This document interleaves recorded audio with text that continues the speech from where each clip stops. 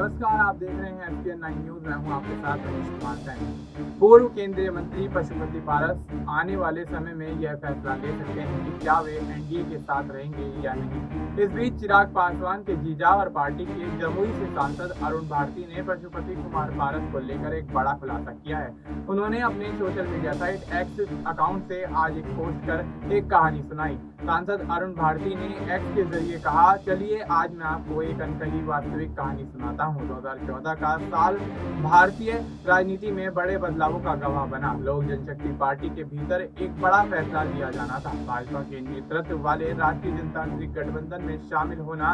आगे उन्होंने कहा कि यह फैसला जितना राजनीतिक रूप से अहम था, उतना ही परिवार के भीतर विवादित भी। चिराग पासवान युवा और दूरदर्शी नेता इस गठबंधन को लेकर पूरी तरह अडिग थे। वे मानते थे कि एनडीए के साथ जाना न केवल एलजेपी के लिए बल्कि बिहार और देश की राजनीति के लिए भी फायदेमंद होगा। लेकिन इस राह में चुनौतियां कम नहीं थी। स्वर्गीय रामविलास पासवान जी, जिनका राजनीति में वर्षों का अनुभव था, इस फैसले को लेकर शुरू में आशंकित थे। वे समझते थे कि इस गठबंधन के राजनीतिक और सामाजिक परिणाम हो सकते हैं। चिराग के चाचा पशुपति पारस को लेकर खुलासा करते हुए अपने पोस्ट में अरुण भारती ने लिखा, हालांकि सबसे बड़ा विरोध उनके छोटे भाई और पार्टी के वरिष्ठ नेता पशुपति पारस से आया। पारस इस पर विचार के पूरी तरह खिलाफ थे। उन्होंने इसे लेकर अपनी असहमति साफ जाहिर की और गठबंधन के खिलाफ अपनी बात रखी। इन सब के बीच चिराग पासवान जी ने हार नहीं मानी। उन्होंने अपने तर्कों और दूरदर्शी सोच से न केवल अपने पिता को मनाया बल्कि पार्टी के बाकी नेताओं को भी इस गठबंधन का समर्थन करने के लिए तैयार किया। उनके अडिग नेतृत्व ने पार्टी को एक नई दिशा दी। अरुण भारती ने आगे लिखा कि आखिरकार चिराग पासवान जी की मेहनत रंग लाई और एलजेपी एनडीए का हिस्सा बनी।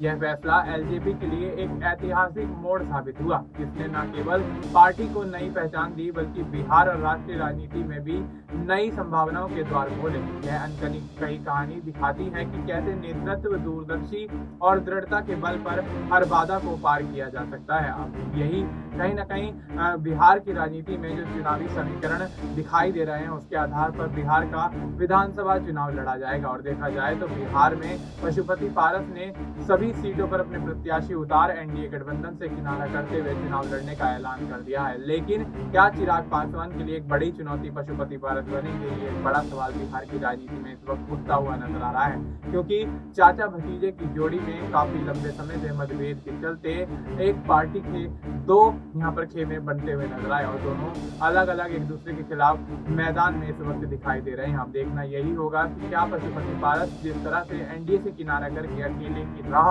अपनाते हुए नजर आए हैं और 243 विधानसभा सीटों पर चुनाव लड़ने के दावे करते हुए नजर आ रहे हैं, तो क्या पशुपति पारस एनडीए के लिए एक बड़ी चुनौती बनते हुए नजर आएंगे? क्या चिराग पासवान के सियासी भविष्य पर अंकुश लगता हुआ नजर आएगा? तो पशुपति पारस और चिराग पासवान के बीच सियासी हमलों का दौर भी काफी बार देखा गया है और ऐसे में अब यही देखना होगा कि बिहार की राजनीति में किस तरह के समीकरण 2025 में होने वाले विधानसभा चुनाव को लेकर बनते हुए नजर आते हैं। फिलहाल आपको इस मुद्दे पर क्या कुछ लगता है? आप अपनी राय हमें कमेंट करके बता सकते हैं। बाकी देश और दुनिया से जुड़ी तमाम जानकारी के लिए आप देखते रहिए SPN9।